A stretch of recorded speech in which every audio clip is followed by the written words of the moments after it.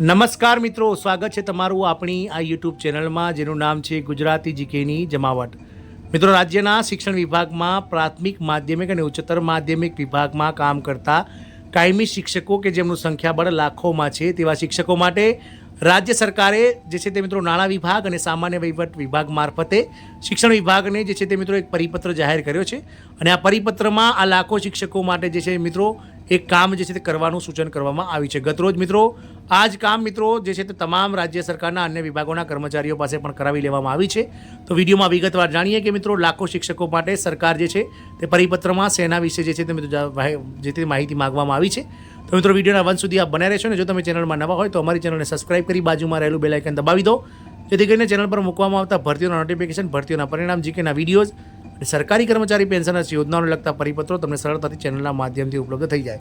તો મિત્રો રાજ્ય સરકારના પ્રાથમિક માધ્યમિક અને ઉચ્ચતર માધ્યમિક વિભાગમાં નોકરી કરતા કાયમી શિક્ષકો માટે રાજ્ય સરકારના સામાન્ય વહીવટી વિભાગ અને નાણાં વિભાગ દ્વારા જે છે તે એક મિત્રો પરિપત્ર બહાર પાડવામાં આવે છે અને ગતરોજ રાજ્ય સરકારના અન્ય વિભાગોના કર્મચારીઓ પાસે જે સ્થાવર અને જંગમ મિલકત જાહેર કરવાના જે પરિપત્રો થયા હતા તેને અનુલક્ષીને રાજ્યની સરકારી શાળાઓના શિક્ષકોને પણ સ્થાવર અને જંગમ મિલકત જાહેર કરવા માટે સરકાર દ્વારા જે છે તે સત્તાવાર નિર્ણય લેવામાં આવ્યો છે. મિત્રો વાત કરીશું મિત્રો સરકારના આ નિર્ણય મુજબ રાજ્યની તમામ સરકારી પ્રાથમિક માધ્યમિક અને ઉચ્ચતર માધ્યમિક શાળામાં ફરજ બજાવતા અંદાજે 2.5 લાખ જેટલા શિક્ષકોએ તેમની સ્થાવર અને જંગમ મિલકત જાહેર કરવી પડશે.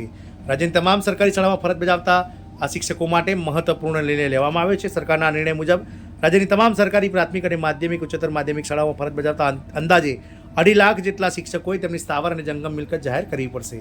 રાજ્ય સરકારના સામાન્ય વહીવટ વિભાગના પરિપત્ર દ્વારા લેવાયેલા નિર્ણયથી અનુસંધાને પ્રાથમિક શિક્ષણ નિયામક કચેરી દ્વારા તમામ જિલ્લાના ડીપીઈઓ અને જિલ્લા શિક્ષણ સમિતિને પરિપત્ર મોકલવામાં આવે છે. પોતાના તેમજ પરિવારના સભ્યોના નામે હોય તેવી તમામ મિલકત પણ જાહેર કરવા સૂચના આપવામાં આવી છે.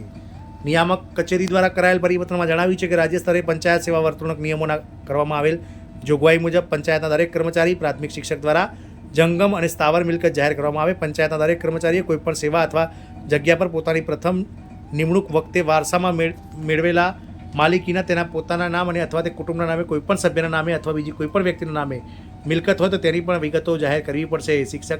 તમામ શિક્ષકો અને આચાર્યોએ દર વર્ષે તેમની મિલકતો અંગેની જાહેરાતો અને વિગતો જે છે તે સરકારને સબમિટ કરવી પડશે. મિત્રો આમ રાજ્ય સરકારના અન્ય વિભાગો જે છે 25 જેટલા તેને અનુલક્ષીને સામાન્ય વહીવટ વિભાગ દ્વારા ગુજરાત રાજ્યના 2.5 લાખ જેટલા પ્રાથમિક માધ્યમિક અને ઉચ્ચતર માધ્યમિક શિક્ષકો પાસેથી પણ સ્થાવર અને જંગમ મિલકતો જે છે તેનું ડિટેલ માંગવામાં આવી છે. મિત્રો આશા રાખીશું કે મિત્રો આ ન્યૂઝ થોડાક શિક્ષકો માટે આકરા હોઈ શકે પરંતુ સરકાર ભ્રષ્ટાચારને નાબૂદી માટે અને શિક્ષકોને જે છે તે મિત્રો સરકાર દ્વારા ટેક્સ, ઇન્કમ ટેક્સ વગેરે નિયમિત ભરવા માટે પ્રેરવા માટે આવા પરિપત્રો કરતી હોય છે જે ખૂબ જ જરૂરી છે. જય હિન્દ, અસ્તુ.